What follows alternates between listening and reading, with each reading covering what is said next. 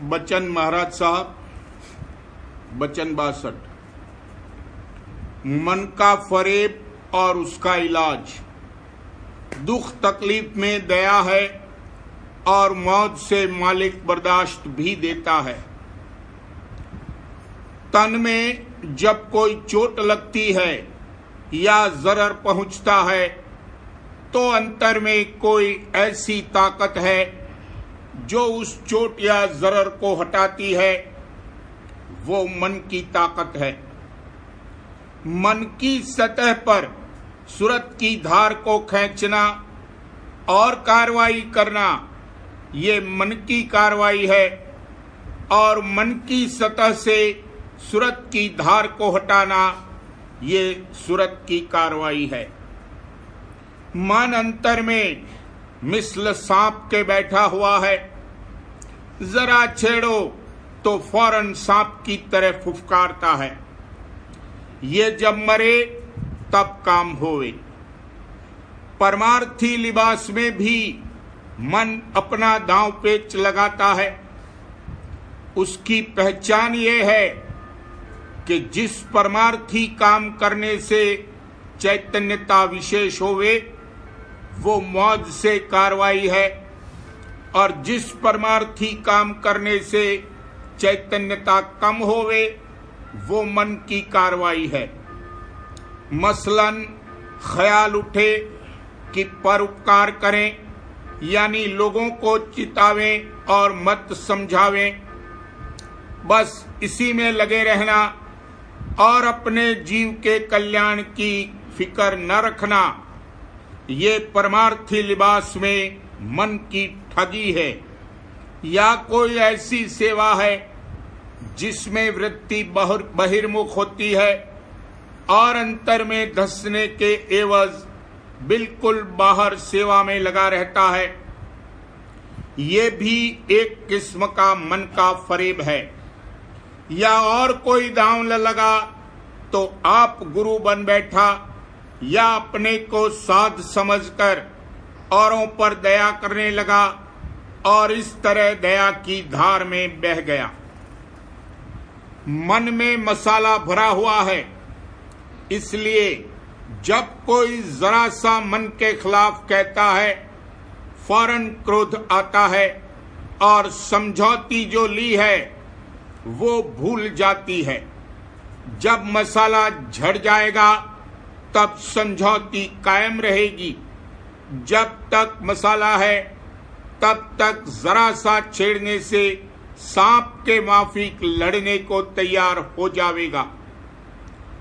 मन की बनावट और रुख माही पुष्ट या कुब्बे नुमा कॉन्वेक्स है और उसके साथ सूरत की धार बाहर बह रही है। जब उसका रुख उल्टे और वो पिचक कर गहरा हो जावे तब सूरत मन के साथ बहने के बदले अंतर में उल्टेगी। जैसे आतशी शीशा माही पुष्ट होने से नुक्ता या केंद्र फोकस अंतर बाहर बनता है और रोशनी बाहर पड़ती है। जब शीशागर उस शीशे को काट कूट और घिसा-कर ठीक कर लेता है वो गहरा कॉनकेव बन जाता है, यानी रुख अंतर में हो जाता है और नुक्ता फोकस अंतर में बनता है और रोशनी बाहर बहने के एवज अंतर में रुजू करती है। ऐसे ही जब मन की घड़त होगी और रुख उल्टेगा तब अंतर नुक्ता फोकस बनेगा और धार बाहर बहने के एवज अंतर में जारी होगी। फिर जो इसका बर्तावा होगा उसमें दया की धार शामिल रहेगी, बल्कि इसका क्रोध भी दाती होगा। ये जो कहा है कि संतों का क्रोध भी दाती है, सो इसी सबब से कहा है क्योंकि उनके मन का रुख अंतर की दया की धार की तरफ है। जब अंतर की धार का रुख उल्टेगा तब इसकी ऐसी हालत होगी जैसी कि इन कड़ियों में कही है। आंख न मूंदूं, कान न रूंधूं, काया कष्ट न धारूं, खुले नैन स्वामी हंस हंस देखूं, सुंदर रूप निहारूं। कानो नाम सुनूं सोई सुमिरन, खाऊं पीऊं सोई पूजा, गिरह उजाड़ एक सम लेखूं, भाव मिटाऊं दूजा। जित जित जाऊं सोई परिक्रमा, जो कुछ करूं सो सेवा, जब सोऊं तब करूं दंडवत, पूजूं और न देवा। कहने का मुद्दा ये है कि उल्टी सुल्टी हालत, दुख और तकलीफ की जब इसको होगी तब मन की घड़त होगी और अंतर में उल्टेगा। हमेशा अपनी परख करनी चाहिए कि किस कदर मेरा मन ढीला हुआ है और घिसा घिसी करने में दुबला होता है या उल्टा जबर होता जाता है। मन की हर वक्त संभाल करनी चाहिए। सत्संगी आपस में अगर किसी वक्त लड़ते भी हैं तो भी उनके अंतर में कोई बैर विरोध नहीं रहता।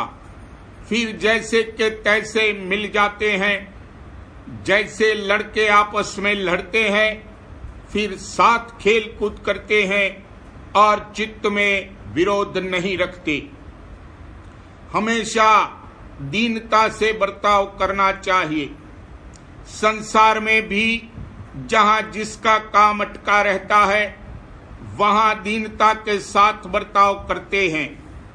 वैसे ही सत्संगियों को भी अपने परमार्थी फायदे के लिए सबके साथ दीनता से बर्ताव करना चाहिए, इसी ख्याल पर कि राधा स्वामी दयाल इसके एवज दया की बख्शिश फरमावेंगे।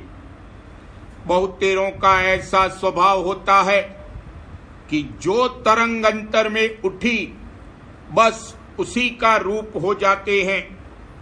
चाहिए कि उसी वक्त सुमिरन ध्यान करके अपनी संभाल करें। बाजे ऐसे हठीले होते हैं कि बहुतेरा समझाओ कभी नहीं मानते हैं। ऐसे लोगों को सख्त सजा दी जाती है। परमार्थी के लिए हमेशा अंतर में खैंचातानी, टग ऑफ वार होती है, यानी मन माया के विकारी अंग नीचे की तरफ खींचते हैं और सूरत के अंग यानी शील, क्षमा, संतोष वगैरह ऊपर को। इस तरह का संबंध, इस तरह का संग्राम अभ्यासी के अंतर में होता रहता है। सत्संग में जो समझौती दी जाती है, अगर कोई नहीं लेता है यानी उसके माफिक बर्ताव नहीं करता है तो भी अंतर में नक्श पड़ते हैं, जरूर अपना असर करेंगे। जिस पर के उल्टी सुल्टी हालत गुजरती रहती है उस पर गोया निज दया राधा स्वामी दयाल की है। चाहिए कि इसमें अपना निज फायदा समझकर मालिक का शुक्राना अदा करे और खुशी के साथ दुख तकलीफ को झेले। दया करके मालिक दुख तकलीफ सहने के लिए बर्दाश्त भी देता है। ऐसा नहीं है कि एकदम मुसीबत भेजे। जैसे नट अपनी बाह पर गोला फेंकता है तो पहले छोटी छोटी गोलियां आहिस्ता आहिस्ता डालता है, ताकि सहज सहज अभ्यास करने से जब उसकी रगें और पट्टे पक्के हो जाते हैं तब बड़े बड़े गोले मारता है और कुछ भी दर्द नहीं होता। इसी तरह मालिक भी थोड़ा थोड़ा दुख देकर बर्दाश्त की ताकत देता जाता है। जैसे बीमार को जब चीरा दिया जाता है तो पहले उसके खाने पीने वगैरह का बंदोबस्त कर रखते हैं ताकि उसको ज्यादा कमजोरी न हो जावे। वैसे ही मालिक भी जब किसी की घड़त करता है तो पहले से बर्दाश्त की ताकत भी उसको बख्शता है, यानी चैतन्यता उसकी विशेष कर देता है। भक्त जन पर जब कर्म अनुसार दुख तकलीफ आती है तब मालिक दखल नहीं देता है, लेकिन इससे अगर उसका परमार्थी हर्ज होता है तो वो दया करके सूली का कांटा कर देता है। यहाँ के दुख सुख से बचने के लिए लोग क्लोरोफार्म यानी बेहोशी की दवा सूंघते हैं। चाहिए कि शब्द रूपी क्लोरोफार्म सूंघकर सूरत को तन मन से न्यारा करें। दुख तकलीफ में अगर घबराया तो समझो कि आपा धरा हुआ है और मौत से मुआफकत नहीं की।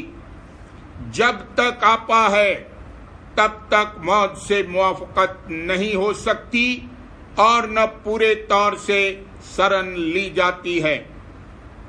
कहने का मुद्दा यह है कि जब तक मन नहीं हारेगा तब तक शरण नहीं ली जाएगी, और जब तक शरण नहीं लेगा तब तक उद्धार नहीं होगा। और उद्धार तब होगा जब प्रेम आवेगा, और जब प्रेम आवेगा तो दया की परख आवेगी, और जब दया की परख होगी तब राधा स्वामी दयाल की महिमा गावेगा और पूरे तौर से शरण लेगा। ये निज सार है, इसको समझना चाहिए। रस्सी को जलाते हैं तो भी उसकी ऐंठन नहीं जाती है। ऐसे ही मन को चाहे कोई कैसा ही मारे और जाहिर में वो दीन अधीन हो जावे तो भी जहां तक माया है वहां तक आपा यानी अहंग जरूर रहता है और ऐंठन नहीं जाती है। जब मन थकेगा और दौड़ उसकी बंद होगी तब शरण लेगा, यानी कुदरती तौर पर जो उसकी ताकत इंद्रियों की तरफ दौड़ने की है वो जब हर ली जाएगी तब अंतर में उल्टेगा और मौत से मुआफकत करेगा। जैसे हाथ में जब ताकत आती है तब काम करता है, अगर ताकत न आवे तो कुछ काम नहीं कर सकता। वैसे ही मन में अगर सूरत की ताकत न आवे तो मन कुछ नहीं कर सकता है। मन की दुरुस्ती के लिए इलाज, सत्संग, अभ्यास और संसारी दुख तकलीफ का रगड़ा है। संसार में बर्ताव करने का ये मतलब है कि कर्मों का काटना और संचित कर्मों के नक्श जो अंदर में धरे हुए हैं उनका नाश करना। कर्मों का बोझ बड़ा भारी है। जैसे कोई चीज पत्थर के तले दबी हुई है, वैसे ही सूरत पर कर्मों का बोझ चढ़ा हुआ है। आदि कर्म भी इस पर चढ़ा हुआ है। सिवाय सद्गुरु के और किसी की ताकत नहीं है कि कर्मों से छुड़ावे। मिले कोई संत जन जौहरी, कर्म की रेख पर मेख मारे। मेख मारना यही है कि सत्य देश का बीजा डाल के सत्य लोक पहुंचाते हैं। खुल खुल खेलूं सुन में प्यारे, काटूं कर्म विधाता हो। विधाता का कर्म वही है जो आदि कर्म यानी खोल सूरत पर चढ़ा हुआ है। अब इसका काम बन जाएगा तब ये बनिया होगा। मन बनिया बनत बनाई, घट भीतर तोल तुलाई।